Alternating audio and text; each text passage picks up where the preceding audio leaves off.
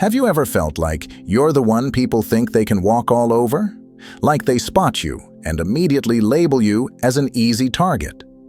Let me tell you this, it's not all in your head.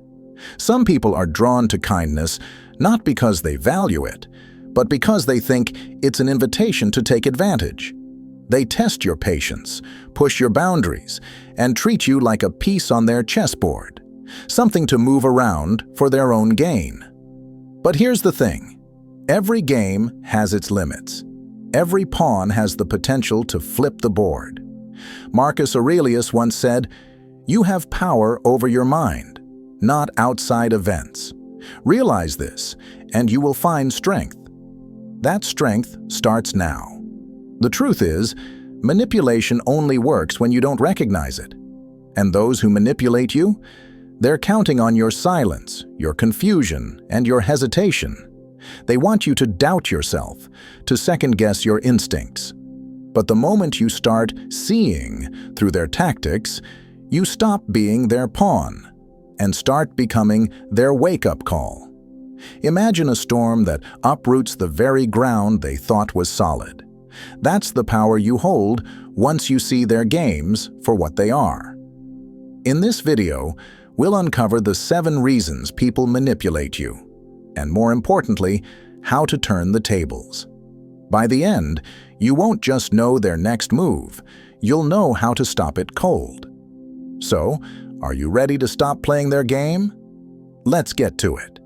It's time to reclaim your power and make them regret ever underestimating you. 1. Draw the line before they cross it. Imagine your life as a house. Without a front door, anyone can wander in, tracking mud, rummaging through your fridge, and overstaying their welcome. That's what happens when you don't set boundaries. People treat your time, energy, and kindness like an open invitation.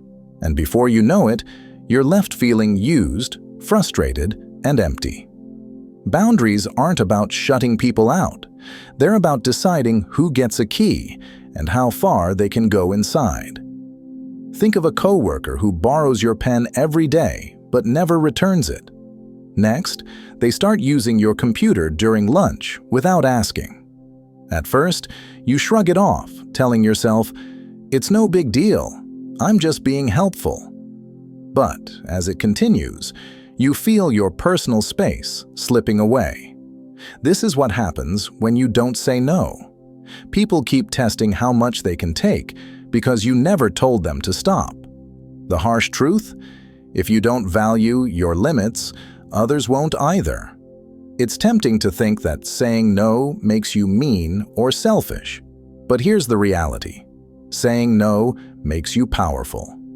As Brené Brown said, daring to set boundaries is about having the courage to love ourselves, even when we risk disappointing others. Your energy, time, and peace are precious. If someone truly cares about you, they'll respect the lines you draw. If they don't, that's a red flag you can't ignore. Picture your life as a garden. Without a fence, anyone can trample your flowers or steal the fruits of your hard work. But when you build a fence, you create a sanctuary where only those who respect you can enter. That fence doesn't make you selfish, it makes you smart. Boundaries are your way of saying, "This is my space, my peace, and I choose how it's shared." Stoic philosophy reminds us that control over ourselves is the foundation of strength. Setting boundaries isn't about rejecting others. It's about protecting the person you're becoming. Some might feel disappointed when you start saying no, but their reaction isn't your responsibility. You're not here to please everyone. You're here to build a life where you're respected, valued, and free to grow. Ask yourself, are the people who push past your limits really worth keeping close? If they only take without giving, it's time to rethink their place in your life. Protect your garden. Guard your energy. You'll find that the right people won't just respect your boundaries. They'll appreciate the value they bring to your life. If this message resonated with you, don't forget to like this video and subscribe to the channel. Let's keep growing together and building stronger boundaries so we can live with confidence and peace. Your support helps us reach more people who need to hear this. Thank you for being part of this journey. 2. Don't let blind trust build your downfall. Trust is the invisible thread that connects people, the foundation of any genuine relationship. It's the glue that holds us together, fostering peace and connection. But here's the hard truth. Trust is also dangerous when placed in the wrong hands. Think of it as fire, capable of keeping you warm, but if mishandled, it can burn everything to ashes. Imagine meeting someone new. They're always there with a smile, making you feel special, like you finally found someone who truly gets you. You let your guard down, sharing your secrets, dreams, and even your vulnerabilities. But one day, you find out that they've used what you told them to gain something for themselves, at your expense. It feels like a dagger in the back, doesn't it? That's the betrayal of misplaced trust, and the scars it leaves can take years to heal. Marcus Aurelius once said, "Judge people by their actions, not their words." A person may speak sweetly, but if their actions don't match their words, you're dealing with a wolf in sheep's clothing. Trusting blindly is like opening your front door to a stranger because they promised they wouldn't steal. You wouldn't take that risk with your home, so why take it with your heart and mind? This doesn't mean you should build walls so high no one can climb them. Trust isn't about cutting people off. It's about choosing carefully. Picture trust as a locked door. You hold the key, and only those who've proven themselves can enter. It's not about shutting others out. It's about protecting the sanctuary of your peace. Warren Buffett put it best. Trust is like the air we breathe. When it's present, nobody notices. But when it's absent, everyone does. Trust is fragile, and once broken, it rarely returns the same. So how do you stay open without leaving yourself exposed? Start with actions. Watch what people do, not just what they say. If someone repeatedly fails to follow through or bends the truth, don't ignore it. That's a red flag waving in your face. Respect yourself enough to see it for what it is. Stoic philosophy teaches that true strength lies in self-control. This includes deciding where your trust goes and how it's protected. Think of trust like planting seeds in a garden. Some seeds will grow into strong, lasting trees, while others might wither or poison the soil. Your job is to observe, tend, and prune carefully. It's not about being suspicious of everyone. It's about being wise enough to give trust to those who've earned it. You might wonder, but doesn't withholding trust make me seem distant? Not at all. In fact, it allows you to create deeper, more genuine relationships with those who truly value you. The ones who are sincere will show it through their actions. They'll respect your boundaries, prove their loyalty over time, and never use your trust as a weapon. Take a moment to reflect on your inner circle. Are the people in your life worthy of the trust you've given them? Or are they taking advantage of your kindness, assuming you won't notice? If someone's words don't match their actions, it's time to step back and reconsider their place in your life. Trust isn't just a gift, it's a shield. It protects your peace, your future, and your well-being. Don't hand it out carelessly. When you protect your trust, you protect yourself. You're not being distant, you're being smart. And in a world full of shimmering snakes and hidden daggers, wisdom is the greatest strength you can have. 3. When the red flags wave, don't pretend they're roses. We've all done it, seen the signs, felt the discomfort, yet turned a blind eye. Why? Because deep down, we want to believe in the goodness of others. Or maybe we're just too scared to admit that our trust was misplaced. But let me ask you this. If you saw a storm brewing on the horizon, would you walk into it without an umbrella? Ignoring red flags is no different. It doesn't just leave you damp. It leaves you completely drenched, wondering why you didn't see it coming. Take Sarah, for instance. She had a friend who constantly canceled plans at the last minute.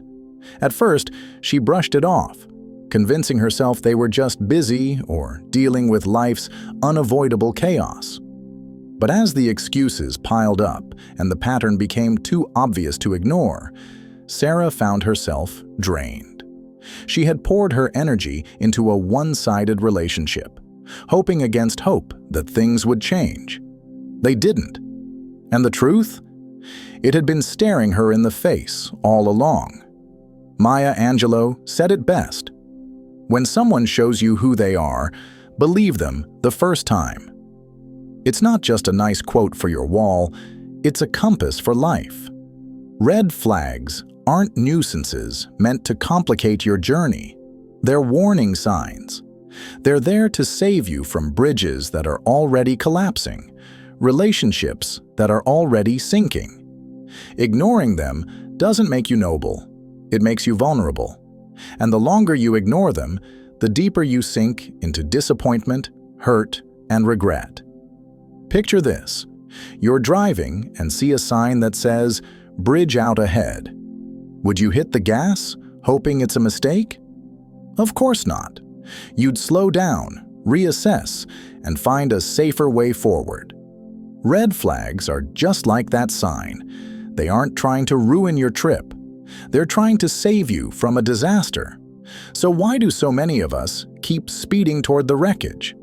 Maybe you're thinking, what if I'm overreacting? What if I'm wrong? Here's the thing. Your instincts don't lie. That uneasy feeling in your gut isn't paranoia. It's your internal alarm system, your body's way of saying, pay attention, trust it.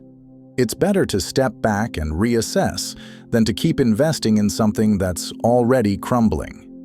Stoic philosophy teaches us that strength lies in facing reality head-on. Protecting your peace doesn't mean you're selfish or unkind. It means you respect yourself enough to walk away from what doesn't serve you. Letting go of someone who dismisses your feelings or disregards your worth isn't a loss. It's liberation. The right relationships will never make you question your value. They'll never make you feel like you're carrying the weight of everything on your own. Ask yourself, what's worse? Momentary discomfort from addressing the truth or long-term pain from ignoring it? When you stop pretending red flags are anything other than what they are, you open the door to a life aligned with your values. You make room for relationships that uplift, encourage, and honor you. So, the next time you spot a red flag, don't wave it off. Don't minimize it. Thank it. It's not there to punish you. It's there to guide you toward better choices, toward peace, and toward people who truly deserve a place in your life. Remember, ignoring the truth doesn't make it disappear. It just makes the fallout harder to bear. Protect your peace, trust your instincts, and never be afraid to walk away from what isn't right. That's not weakness, it's wisdom. 4. Face it or watch it break you. Let's be honest, nobody enjoys confrontation. It's awkward, messy, and often intimidating. But here's the catch. Avoiding confrontation is like ignoring a crack in your home's foundation. At first, it's just a small issue, barely noticeable. But over time, that crack grows, spreading silently until it weakens everything you've worked so hard to build. Before you know it, the walls come crashing down. The same is true in relationships and life. Take Lisa's story. She works with Mark, a co-worker who constantly takes credit for the team's ideas. She feels frustrated, but chooses to stay silent, worried about stirring up tension. Every time Lisa holds back, Mark becomes bolder, overshadowing her contributions more and more. Eventually, Lisa feels invisible and starts doubting her worth in a job she's poured her heart into. That's what happens when fear of confrontation takes over. It invites disrespect and drains your confidence. But let me make something clear. Confrontation isn't about yelling, fighting, or being aggressive. It's about protecting your boundaries and expressing your truth with clarity and respect. Winston Churchill said it best. Courage is what it takes to stand up and speak. Courage is also what it takes to sit down and listen. Confrontation is the courage to value your voice, your time, and your peace. Think of it like weeding a garden. Nobody loves pulling weeds. It's tedious and dirty work. But if you don't, they'll take over, choking the life out of the flowers you've worked so hard to grow. Confrontation is the same. It's not about creating unnecessary conflict. It's about removing what stunts your growth so your relationships, career, and personal life can thrive. You might wonder, what if confronting someone ruins the relationship? But here's the truth. If someone truly values and respects you, they'll listen. They'll understand your perspective and make an effort to change. If they don't, that's your sign to reevaluate their role in your life. Stoic philosophy teaches us that true peace comes from living in alignment with our values, and avoiding confrontation takes you further from that peace.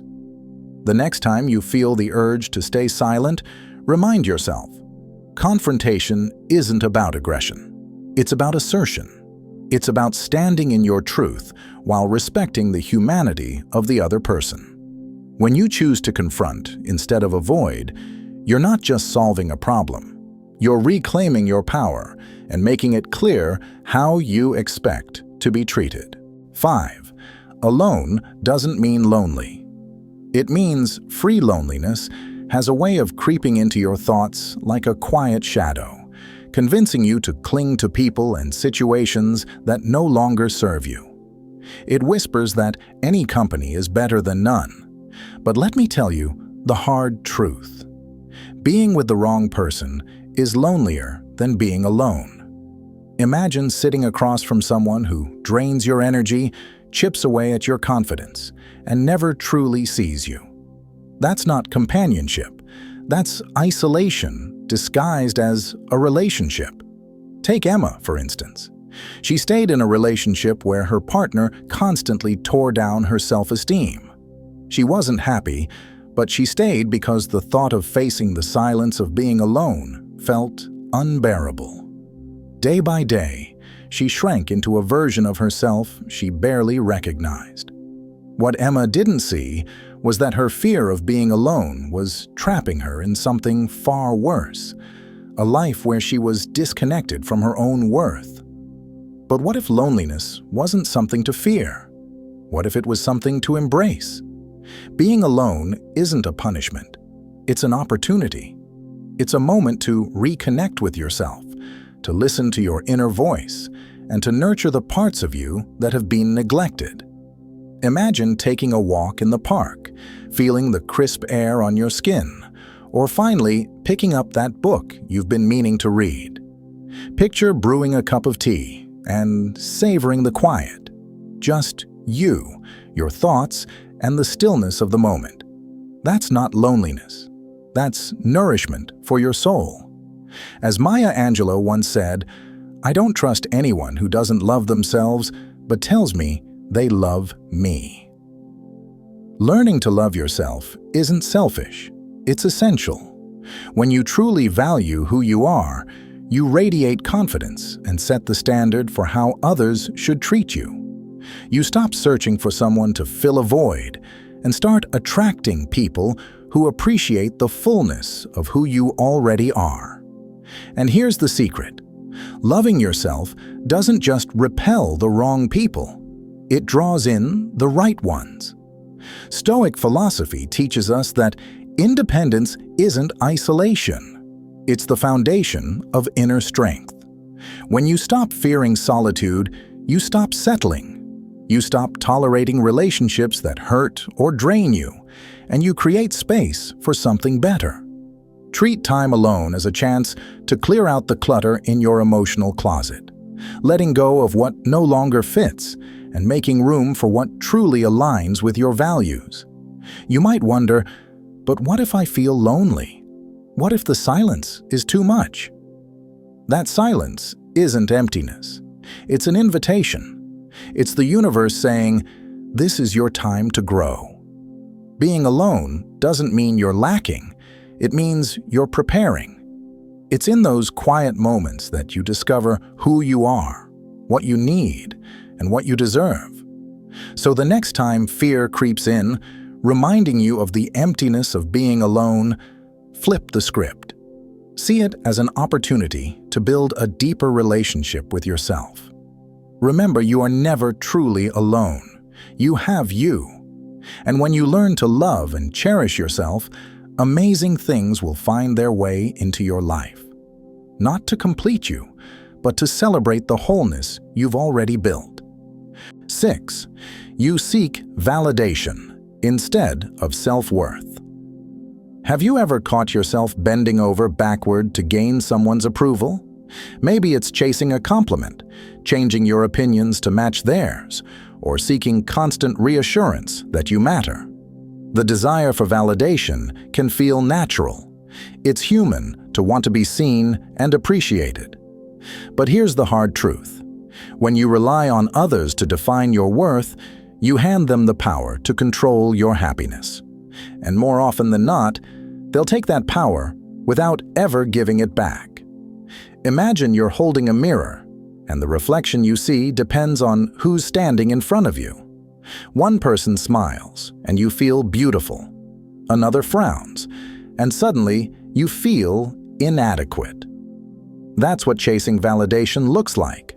A life where your value is determined by how others see you. But here's the thing. Mirrors lie. People project their own insecurities and biases onto you. And if you let their opinions shape your self-worth, you'll always be at their mercy. Take Adam's story. He was the type to over-apologize, even when he wasn't at fault, just to keep the peace. He avoided expressing his needs, afraid of being seen as too much. At work, he took on extra tasks, hoping someone would notice his effort. But the recognition never came. Adam wasn't living for himself. He was living for the fleeting approval of others. And every time that approval didn't come, he felt smaller, emptier. But here's what Adam and you need to understand. Self-worth doesn't come from outside validation. It comes from within. As Marcus Aurelius wrote, "It never ceases to amaze me. We all love ourselves more than other people, but care more about their opinions than our own." When you stop chasing validation, you start owning your value. You realize that your worth isn't tied to anyone's applause, approval, or attention. You might wonder, but if I stop seeking validation, won't I push people away? The truth is, the right people won't need you to change yourself to be worthy of their time. They'll respect you for standing firm in who you are. Validation seekers often attract those who exploit their need for approval, while self-assured people draw in those who genuinely admire and support them. Think of yourself as a tree. A tree doesn't beg the sun to shine or the rain to fall. It grows tall, firmly rooted, regardless of who notices its beauty. And when the right conditions come along, it thrives naturally. You're the same. You don't need to chase someone else's validation. You need to grow into the fullness of who you are. When you do, the right people will notice without you needing to ask. Stop letting other people's opinions dictate how you see yourself. Your value is not a performance, a title, or a number of likes. It's the core of who you are. Unshaken, undeniable, and uniquely yours. The moment you realize that, you stop living for others and start living for yourself. And that's when your true power shines through. 7. Stop pouring. From an empty cup, generosity is like sunlight. It brings life and warmth to everything it touches. But even the sun needs to set. If it shines endlessly without pause, it burns itself out. The same goes for you.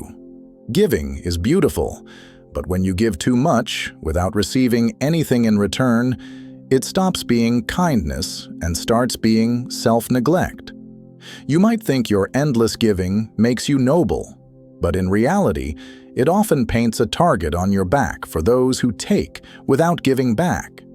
And when it's all said and done, you're left feeling drained, empty, and wondering why they never appreciated you. Take David's story, for example.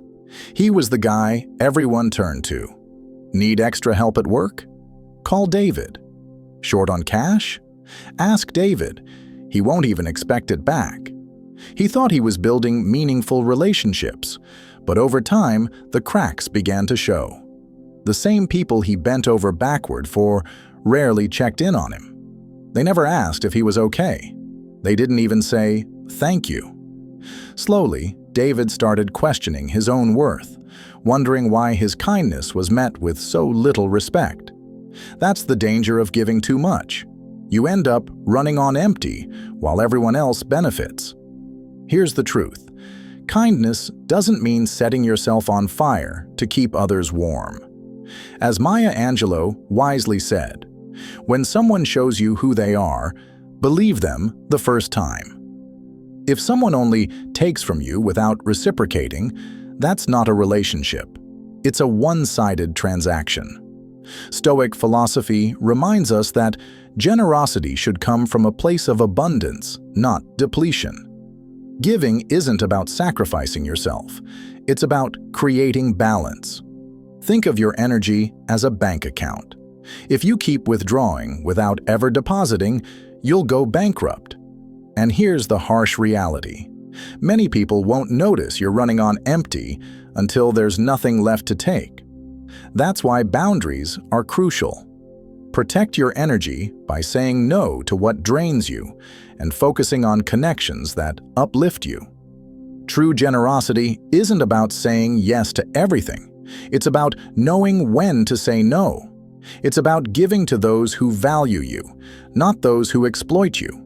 You might be wondering, doesn't saying no make me selfish? Absolutely not. Saying no shows that you understand your value. It means you respect yourself enough to protect your peace of mind. And here's the beautiful part. When you set boundaries, you don't just preserve your energy, you inspire others to respect you and your time. The right people will appreciate your generosity without taking advantage of it.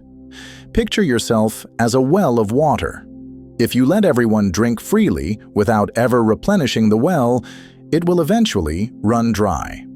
But if you take care of the well, if you ensure it's full and thriving, it can continue to nourish those who truly need it. That's the balance you need to strike. As Eleanor Roosevelt famously said, "No one can make you feel inferior without your consent." The same applies here. People can only take advantage of you if you allow them to. When you start giving wisely, you take back control. You shift from being someone people exploit to someone they respect. That's not just empowerment, that's liberation. And here's the thing. Everything we've discussed, whether it's giving too much, fearing confrontation, ignoring red flags, or struggling with loneliness, it all comes down to one powerful truth. You hold the power to change it all. You're not a victim of circumstance or someone else's opinion. You are the author of your own story. And when you choose to take control of your choices, your boundaries, and your energy, you become truly unstoppable. So, stop pouring from an empty cup. Protect your peace. Give from a place of love and abundance, not obligation. Say no to what drains you. Say yes to relationships that honor you. The world doesn't need a held-back, timid version of you. It needs the boldest, most confident, and radiant version of who you are. Thank you for showing up today. If this message spoke to you, take a moment to like this video, share it with someone who needs to hear it, and subscribe for more empowering content. Leave a comment below with the words, "I own my power," to declare that you're ready to reclaim control of your life. Because the world deserves to see the real you, and you deserve to live a life that reflects your worth. Keep shining. You've got this.